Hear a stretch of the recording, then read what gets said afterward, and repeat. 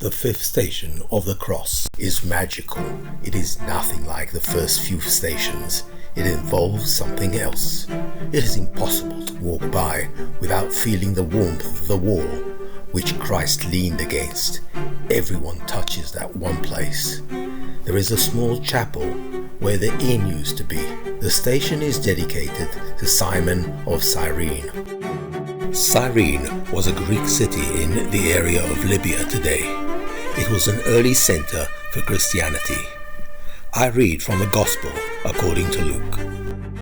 As they led him away, they seized one Simon of Cyrene, who was coming from the country, and laid him on the cross to carry it behind Jesus. Simon might have been a pilgrim to Jerusalem, as it was Passover. Cyrene had a large Jewish population, and it is very likely that they had heard about Christ.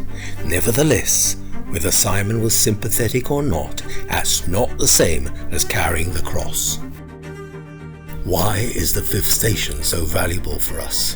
Why are we filled with love and compassion when we think about Simon of Cyrene? My thoughts are because he was a nobody. He probably was not brave nor powerful. He was just there at the right moment, just as though he was summoned. In this station, we witness again the power of the event. It is touching all those around it, regardless of their intent and their background.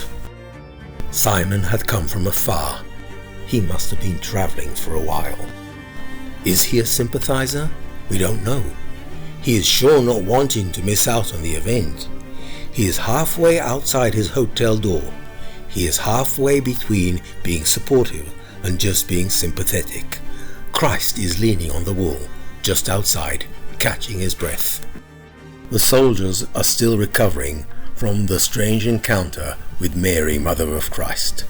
Something about Simon induces the soldiers to play a joke on him.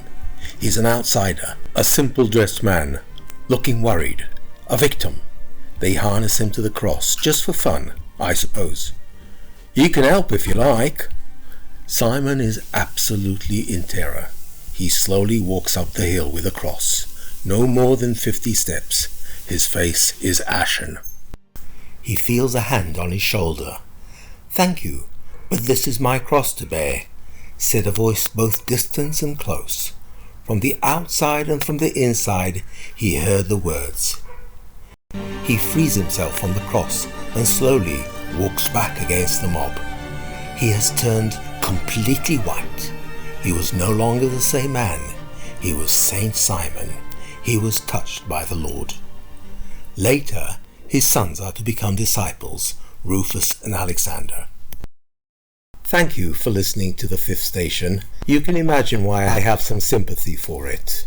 And please feel free to like and subscribe. If you enjoy this station, become a member. And if you come to Israel, drop me a line. I might be able to show you around.